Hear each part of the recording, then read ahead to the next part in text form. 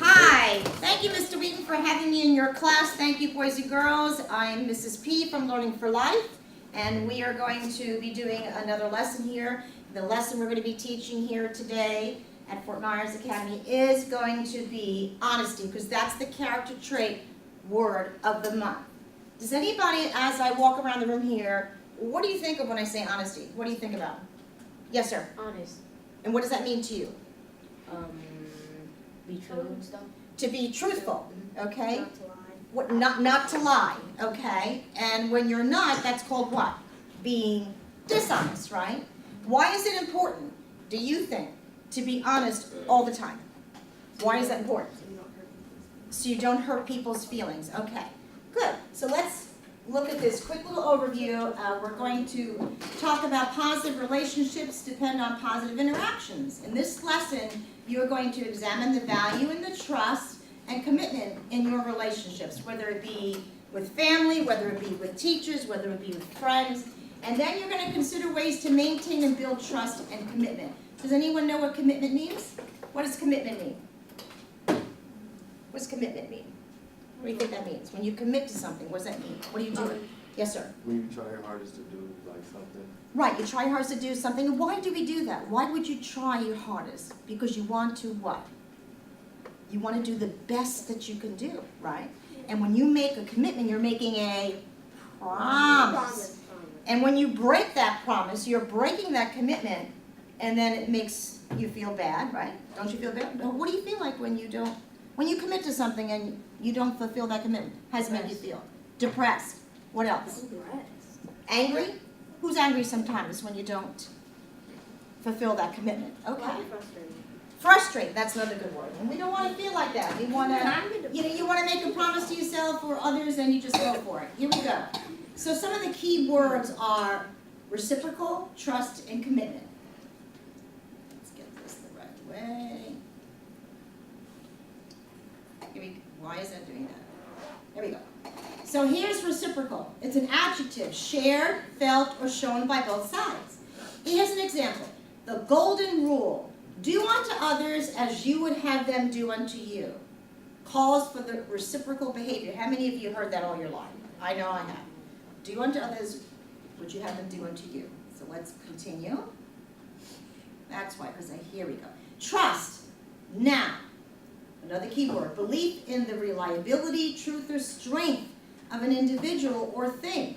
Here's an example. I trust you to do the right thing.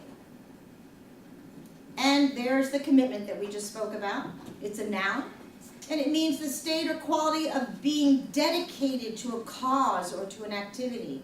And an example for commitment is, I will make a commitment to that cause. So here's, we're just going to do one activity, okay, guys? All strong relationships are based on trust and commitment. So trust involves believing in the honesty, reliability, and justice or power of something or someone. Commitment involves promising to do something or dedicating yourself to something or someone. These behaviors help encourage reciprocal behaviors from others. That is, being honest with others will help them to be honest with you. I don't know about you guys, but I want people in my life, and no matter what relationship it is, to be honest. So what can you do to demonstrate that you are trustworthy and are committed? Do you think be honest with other people? Keep promises to other people. You say keep promises. Absolutely. What about be honest with other people? Is that, you think so? Yeah. Okay. What else? What about do favors for other people? You think? It is, certainly. Because you want to do favors for other people, and you're being honest and you're committing to doing that. How about ask for something in return from other people? No. This may make people question, okay? That may make people question your motives. So being honest is absolutely, keeping promise to other people also is definitely, and do favors for other people is certainly, but to ask for something in return from other people is not. So let's move on. What can you do to demonstrate that you are trustworthy and committed, the two of them together? You think keep secrets for people you like? Mm-hmm. You think? Let's see what it says. Of course. What about return borrowed items in the same condition they were borrowed. Yes. How many of you experience that you don't get them back the same way? Okay. You know, and you got to just keep reminding people about that. No, just don't. How about spreading gossip only Nope. about people you don't like? No. Is that how you demonstrate trustworthy? No. No. This may make people wonder what they can safely tell you. They're going to question that. How about trying to do the right thing unless it seems difficult? Yes. No. No, because one of the signs of true commitment is how you act when the going gets tough. So that's really very important. Let's go down here and see it. Okay. Which type of person is probably the most trustworthy? Do you think it would be someone you have known for a while who has a history of being honest? You think so? Okay, good. How about someone you have just met who asks you to trust him or her? Why not? Because you just met them. You don't know them. Excellent. This person may or may not be trustworthy. They want you to be cautious. How about someone you have known for a while who has sometimes been dishonest? That's what it says there. Because everybody, maybe. Because everybody what? Because like everyone makes mistakes and it's Everyone does make mistakes. This person may or may not be trustworthy. So it's saying be cautious. So just like you said, a possibility, may or may not be. How about someone in a position of authority? Is that someone to be most, right? That is the green one. Everything else, well, the top one was green too. Authority doesn't automatically make someone trustworthy. But you will need to follow the instructions of someone like your teacher or a police officer, because you know that they are going to be trustworthy. Okay. Which of these is a benefit of being trustworthy and committed? Do you think your parents may be more understanding if you make a mistake? Yes. You do? Okay, let's see what it says. Yes. How about your friends may be more willing to ask you for your help and opinion? Yes. Okay. Good. How about your friends may be more willing to offer you their help and opinion? Yes. Good. What about your teachers and coaches may be more inclined to put you in leadership positions? Yeah. So all of the above. All of them trustworthy and committed. Good job. A person, boys and girls, who is trustworthy and committed could also be described as, Loyal. do you think loyal? Loyal. Okay. Honorable. You think honorable? Good. Reliable? All part of it. And dependable. Yes. How many of you are honorable? Just by raising hands. Some of you. How about reliable? So people can depend on you, and that's dependable, the last one. What about loyal? How many of you are loyal? Which do you think is which is your most important one? When you look at honorable, Loyalty. reliable, loyal. Loyalty. Loyal, why is that? Cause like, Because that's the main thing. Like you can't. Well, basically, like for example, if you're in a relationship and Uh-huh. you cheat on that person, you have to stay loyal to one person. Okay, you should. Does that happen in the world, in real society here? Some, well, we don't all the time. But what about being, what's the second best you think? The most important to you? Loyal, and what else? dependable. De- honorable, dependable? To me. Reliable. To you, honorable? Reliable. Why honorable to you, sir? Oh, I said dependable. Oh, why dependable? Because like you need somebody like that can always depend on you, so you can like help them out. Exactly. Do you all have someone that you can depend on? Yep. Do you all have somebody that you can rely on? Awesome, that's good. Does everybody have these kind of people in these different behaviors? No, and that's what's so sad, and that's why kids, and not just kids, adults, they make those wrong choices, or they go into something else and they get stressed out, so they go and whether it's the drinking or drugs or violence or crime, it's because they don't have anybody that they can what? Talk to. Communication is the key in everything in life. Good job. Let's finish this up. So which person in your life do you trust the most? Parent. You think parent or guardian, sibling or other relative, friend or other? Parent. How many of you with the hands up say parent or guardian? Okay. And some of them might be a sibling. How many of you feel that you closer to possibly, that you could trust more, a sibling or other relative? What about a friend? That should always be, you should have at least one good friend. How many friends do you think it's important to have? in Two. life? In life? Yeah, like 2 or 3. Two? Is there a number on it? At least one. Not really. Just like a small group. So A small group? At least one. Thank you. If you only had one decent, reliable, honorable, loyal friend, yeah, I'd rather have some one. of them are more reliable and honorable to you than family members are, right? Sometimes. And that's just the way it is, but that's good that you recognize that. And some of you might have other people that you can trust more. Why do you trust this person? Anybody want to hear why you trust this person? Why do you trust that person? Because I know him a lot, him or her a lot. Because you know the person well? You know the person well? Okay. Anyone else? What else? I don't know this computer, so let's go back to person. Anybody else want to share?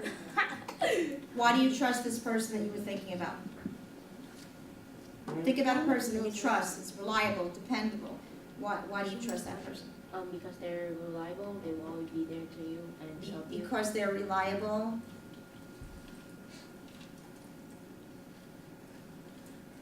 They're kind of like, there we go. They're kind of like always there for you, right? Your hand is raised. What do you want to say, sweetheart? Like when I need that person, he always like come and help me out. So, always there for you when you need them, right? Mhm. Okay. Anyone else want to share? We're good. That's pretty good. So why do you trust the person you're thinking about? You know the person well because they are reliable and they're always there for you when you need them. Awesome. Which person in your life trusts you the most? Do you think this is trusting you the most now? Parent or guardian, sibling or other relative, friend or other? Friend. Friend, you think. Okay. And I'm sure some are parent, guardian, some might be sibling or relative, other relative, and some other. Good. Why do you think this person trusts you? Because I'm always there for that person. Because you're always there. Because I am always Good job. No, I said the meeting. You just said the words. there for them. So if they have something that they need to communicate and talk to you, you're always going to be there to help them out, right? Yes, ma'am. So that's important. Anyone else want to share? Why do you think this person trusts you? We're talking about you now. Yes, sir. Because he always talks to you and stuff. Because they communicate with you. They communicate with you. Good. Awesome. Is this the same person that you trust the most? Why do you think this is when you're thinking of that person? What? The person you're thinking of, like your friend, do you trust that person the most? Why do you think that's the person you trust the most? More than others, more than family members, more than teachers, coaches, I whatever. trust them, but I don't really trust them. Well, I do. I trust them. I don't know. because People are snakes, so I mean, like. I Well, trust. sometimes people, and sometimes the people you trust really wind up being the people that you realize they might do something that you realize, wow, I don't think I should have trusted that person because of this that just happened, right? But What'd you say? Oh, You trust, yeah, uh-huh, like, well, I trust my best friend the most because me and her have been like together since day one. so it's, when you have a relationship, you have a strong, right, and long relationship with someone. I've been through a lot with my best friend. just because we have school every Who day. did? And she ain't never did anything dirty. Who did? What'd you just say, sweetheart? You've been through a Just lot? because we have school every day and it's like 7 to 6 hours, so like we spend more time. So, okay, so you have, and you spend a lot of time with that person, okay? A lot of time with that person you trust, right? Good. Excellent. Okay, let's move on. Should be ending pretty soon here. Okay, we'll do a quick activity to which person in your life do you feel most committed? Oh, committed. Yeah, committed to, like you feel most committed to that Coach, you're I gonna. mean other. You think other? Mm-hmm. Okay. Anybody feel that you're committed to a parent or guardian or sibling or relative? The most? Or friend? Friend. So most of you friends. I don't know. How about Why do myself? you don't know? Well, that's okay. Why do you feel such a great commitment to this person, to a friend? Why do you feel that? Well, I wouldn't say friend, but I feel committed to my brother Sibling. Okay. because, like, I'm the oldest, so, like, You're the role model. Yeah. So I'm the role model. Oh, yeah, I'm the role model too. Okay. So you feel that you have to be, showing them your brother or whomever. Anybody else want to share with that? Yes, sir. Oh, it was kind of like that. Okay, so you feel like you're the role model to the person, okay? Oh that- no, like the other person's role model to me, Okay, and who would that be? my coach, Your coach, okay. And why do you feel your coach is, cause he'll never tell me nothing wrong. he'll never tell you anything wrong? But he's gonna tell you, in other words, he'll tell you the truth all the time, and he'll tell you to be honest if you're doing something wrong, or playing in a sport, whatever, he'll tell you what you need to do to better yourself with that, right? So it's all around. Wonderful. That's good. Good job. Which person in your life do you feel is most committed to you? Parent, guardian, sibling, friend? friend or sibling. Those three right there. These three right here? Yeah. All of them. Great. Why do you think that those people are committed to you? Is it because maybe you're your family members? Because I have more responsibility. Say that again, I honey? have more responsibility. So you have more responsibility?